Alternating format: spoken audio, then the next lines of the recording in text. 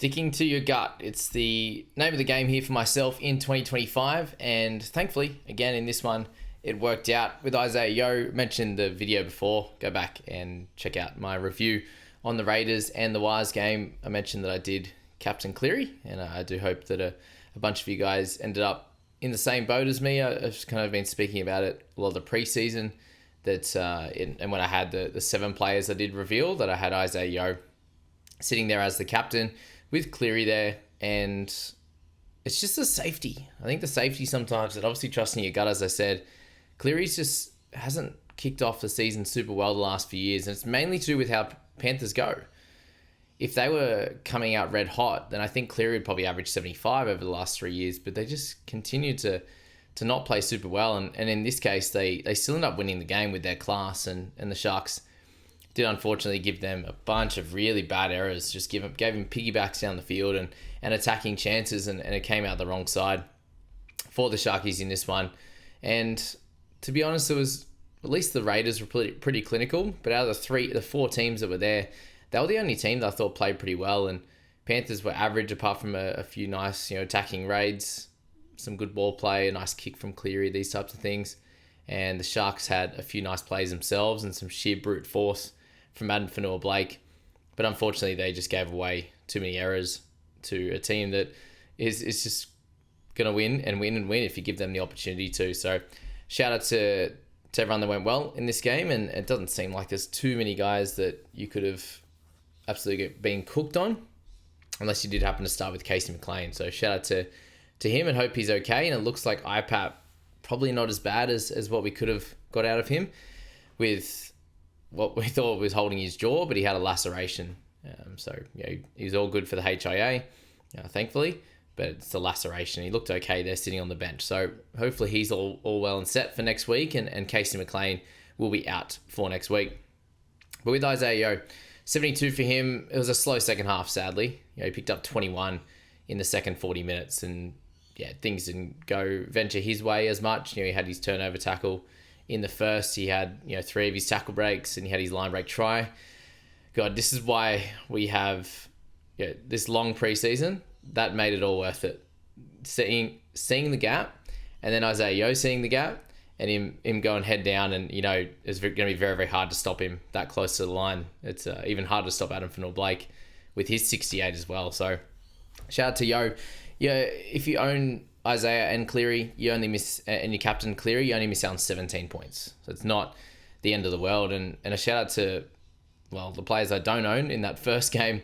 Unfortunately for me, my players went down in the updates, down dates, we'll call it. So go back and check NRL.com, the website, or the NRL app, and you'll be able to go in and see their fantasy points. And they have updated. And shout out to Mitch with Fish, going from 44 in a very stock standard game with pretty average minutes up to a 51. And I don't know how he ended up with 5 tackle breaks compared to Male.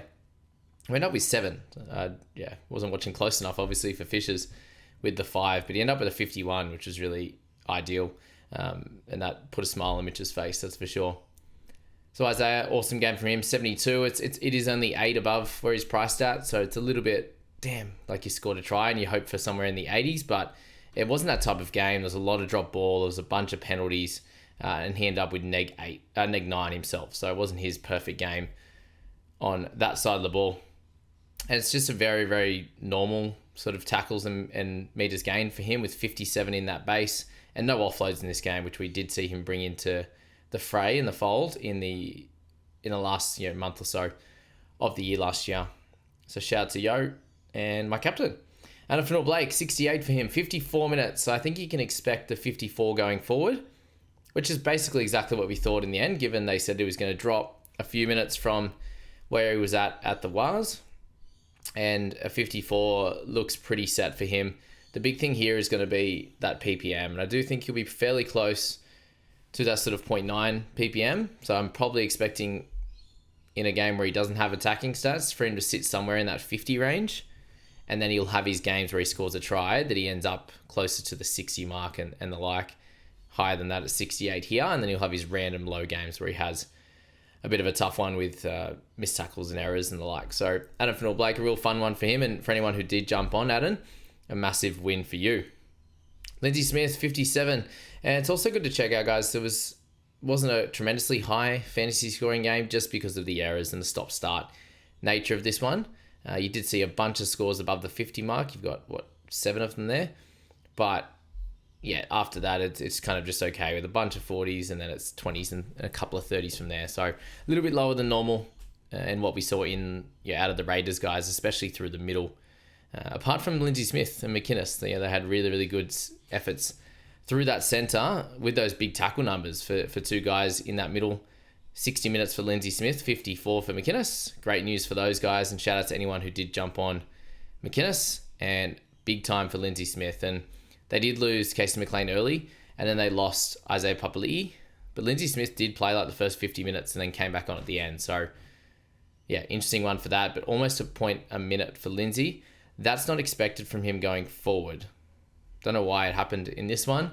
For him, he had 42 tackles in his first stint. So very, very impressive in that 50 minutes. But we do see for him very much a lower PPM when he starts in general, but lower PPM in anything around that 50 minutes. He averaged 40 or just a little bit over 40, in 51 minutes last year. And it was worse when he started. So expect that PPM just to drop a little bit. Cam McInnes, 56 for him and 54. If you started with him, great. If you didn't, that's fine. Leave it at that. Britton Nickera as well, 56 for him in the 80 minutes with that try and the line break assist. This looks very similar to what we saw in the back half of last year. They've got plenty of firepower on both sides, and I do think against some slightly easier opponents, you'll see some good scores from him, and also their outside backs in general, and Teague Wilton and these types of players getting more opportunities. So shout out to Nickera. And then Blake Brayley for 60 points in tackles in this one. And again, another full 80 minutes. So well done to Blake. And if anyone owns him, good stuff. And then Nathan Cleary, the 55 for him with just the 1 try assist. And he basically set up 3 more. And I was a bit annoyed. They give him try contributions in Supercoach there. So that was rough. He's got him at 63 right now with 3 4-point try contributions instead of the lovely 20 points you get for those try assists. So yeah, rough on that front. Shout out to Yo. Dane Laurie coming in with 83 there. Garner with the 73 as well. He picked up that try assist, and Lindsay Smith getting 71 in base through the middle, and Edwards doing his thing as per normal. Isaac Tonga started really well, and then he had Ramian, Adam Fanor-Blake as the winners on the other side, as per when Adam Fanor-Blake scores that try. Okay, so Cleary in this one, just the 1 try assist. Tackling was good. I think we're happy to see that with his shoulder. 72 run meters, probably a tad low, but again, a stop-start nature in this game. When things are a bit more free-flowing, expect Cleary to kick for those same meters. He probably should have had a 40-20 as well. Yeah, well, it should have been a 40-20. His toe was on the line, Kennedy, but fair play on the athleticism for him, and then Mulatalo on one of the other ones there. One of the other kicks, I should say. But, 4 goals, all base, 55. Can't complain too much with that. Obviously, if you captained him at that price, you want more, but there will be games, and I think it was good to see him. He's still got that class. He looks fine. As they play better as a team, as they come up against lesser opponents, he will continue to go back to dominating, and he'll make up for that 55 with a 78, and he'll be back where he belongs at the top of the ladder after Isaiah, of course. And guys, if you're still interested in joining the private group, it hasn't stopped yet. I know there's a lot of the big influx just beforehand. I've helped so many people in fantasy now do really, really well, and it's great to see the comments down below and those that are following the tips, and it's come off for you. Plenty of one-on-one help. You'll see my whole team. There's heaps of prizes, different monthly winners. We've got knockout comps. We've got the overall competition. There's heaps going on in there. So look in the description, check out all the information on that, and how to pay is down there as well. So thanks so much for supporting, whether you're just watching the videos or you're joining that as well. It's a terrific community, and I can't wait to help you guys have an incredible season. Make sure you subscribe and follow as well, guys. Ramian, shout out to him. Really solid game. 8 tackle breaks, 177 run meters with that try as well. And Dane Laurie, the 49 for him with the 2 tries. So yeah, came on straight away for Casey McLean and picked up his tries basically. So shout out to Laurie and hope Casey is okay. Wilton, 46 for Tiggy on this one. 33 tackles for 1 miss. 117 on the running side as well. So a pretty normal game for him, and I think it's good to see that he didn't have a standout with run meters. It was good. He didn't have a standout at all with tackles, but only had the one miss, one tackle break, and offload to ground to get a little bit above where he's priced at. So a small win there. You got 46 against the Panthers. It's up against Liam Martin, who can do some damage at times. And I think you take that and lock that in. And Liam Martin with the 45 himself, a really solid effort. What a maniac in defense, hey? He's so crazy. The way he goes about it, and it'd be so infectious on your teammates. Like, to defend near him would be so cool.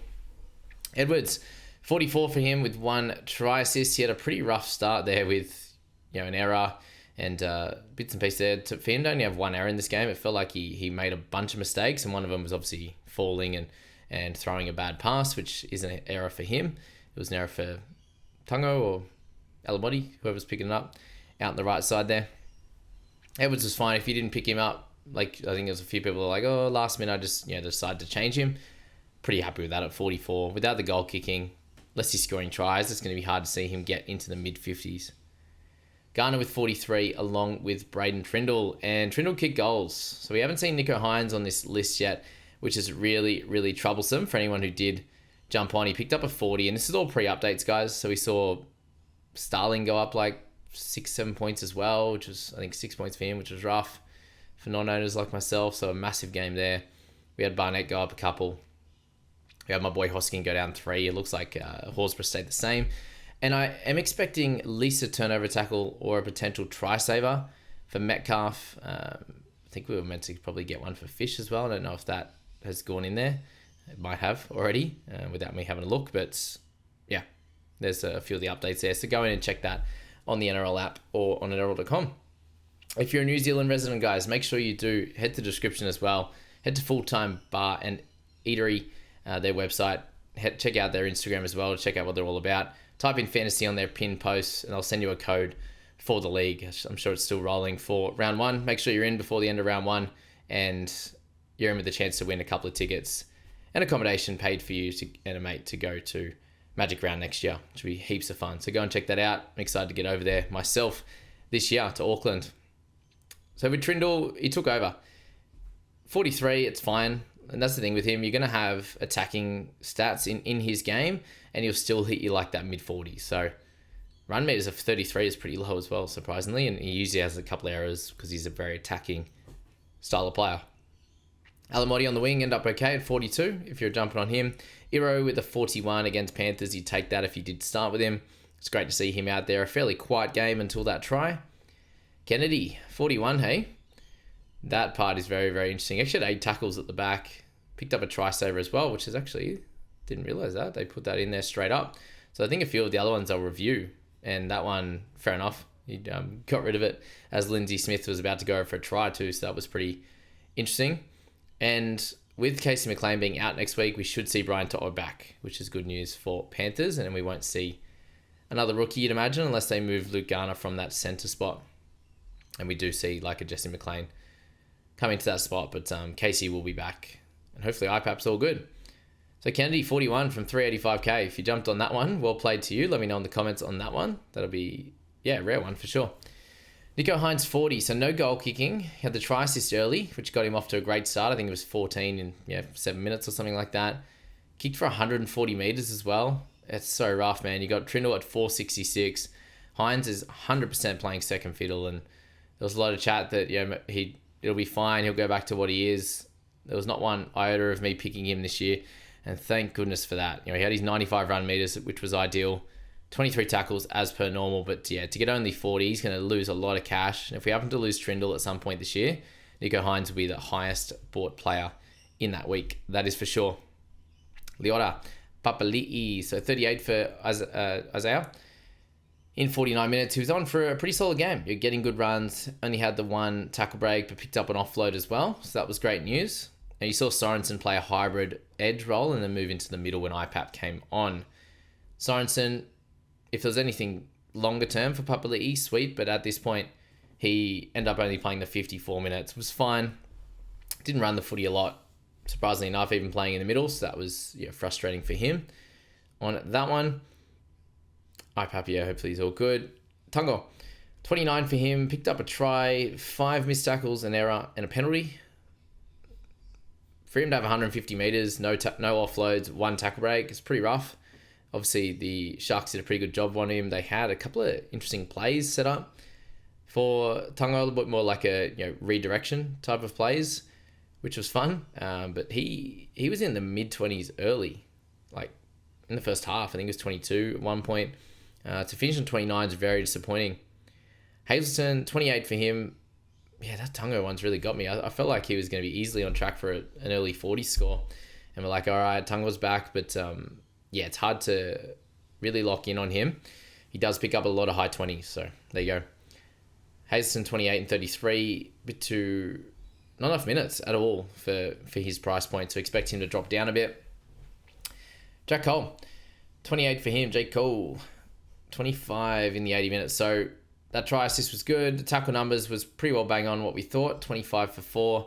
He did only have the 37 run meters, so that was a bit frustrating. What about some of the hits that he put on? There was 2 there that he absolutely crunched them. So shout out to Jack on that one.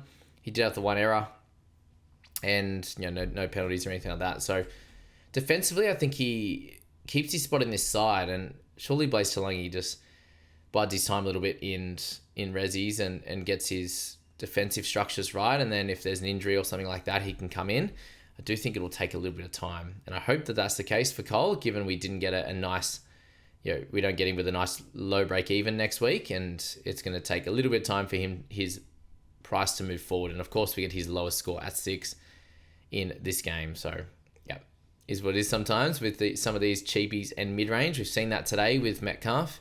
We've seen it with Cole, and I wonder if it's going to sway a few people with some of the mid-rangers out there. But we do know that sort of the edge and the middles, they seem to be working well at the moment, and sort of mid-range halves, there's been a bit of a loss so far today. I wonder if that will turn around at all going forward. Great to see Atkinson and his price on the slide for if there's a couple of injuries as well. And Ronnie, 14 in 80 minutes, a bit of a rough one from him. Now he's going to be on our watch list. If he can get a couple of low ones in the next few, we'd be able to get him a lot cheaper, and somewhere in the 400s in a really good side would be really, really cool. So keep an eye on him. Stone Street obviously as well. Picked up a line break and 22, but not super ideal against the Panthers. So keep an eye out on these types of guys. They should be able to get an opportunity to do some good things for your teams as they start to get on a roll against slightly easier opposition. If you're looking at bench guys, Eisenhuth had 25, Patea had 15, and did their job for sure when they came on. But it's just interesting to note the minutes that some of these guys play, and that's what happens with bench forwards, unfortunately. Sometimes in this setup with the Panthers, when you got Isaiah Yeo as a big minute guy, you had Liam Martin in this one play the full game as well. And then you had 50 odd minutes for IPAP, 50 odd minutes for Sorensen. It's very hard for some of the other guys to get those minutes, and they've got guys like Liam Henry to return as well, which will be good fun once he's back. The black booted man, what a legend! I love Liam Henry. But that's it. I think they're the first 2 games, and it's like, what do we do tomorrow? We got team lists on Tuesday. We'll just continue to learn and tinker with our sides, and there's a few things to think about, obviously, from these 2 games. I don't think anyone stands out as like, you should really focus on getting them next week, apart from a couple that we mentioned in that first game. You guys like Starling are very interesting. Horsburgh, you've got Hosking. They become very, very interesting heading into round 2. I don't think anyone stands out in this side, but if I was a Hynes owner, I would be very, very worried. You're losing a lot of base there with his kick meters and no goals. For him, that's 15 points, which is absolutely wild. It's somewhere near that 15 points. It's crazy. You take away 2 to 3, let's say 250 to 300 on the kicking side, you're looking at anywhere between 8 and 10 points. And then you're taking away, let's say 6 to 8 points from the goals. It's pretty close to 15, which is so crazy. And if you expected him to average somewhere in the early to mid 60s, and you're taking that, let's just say 65, you take that 15 away, and he's down at 50, which means you lose a lot of money. So he's someone you definitely need to keep a watch on if you do own, and I think the rest should be pretty sweet. You're holding steady with Wilton. Cleary's fine. He'll be better against once they work things out. Lindsay Smith is one to watch, but I think with a couple of injuries, potentially got a few more minutes. It's hard to judge when an outside back goes down and Dane Laurie comes on. it does become a forced change. So that's something to note with a few of these guys is the forced change nature of that. And then IPAP had to end up having to be a forced change later down the track when it wasn't actually a HIA. So that's the second game done. Please go and check out my team reveal video, check out Mitch's, check out everyone else's, and continue to look at the videos I put out on the guns, the value, and the cheapies, because all of that encompasses what we're going to be going through in the next bunch of days once we find out team lists for the other 6 games and 12 teams. This is when things get real. This was definitely the entree to the main course and the main TLT on Tuesday, which I can't wait to go through. And I hope you guys had a really fun time in Vegas. If you're over there, shout out in the comments if you are in Vegas. And if you watched at home or at the pub or whatever, I hope you enjoyed it. And I hope you enjoyed the rest of your Sunday. See you guys.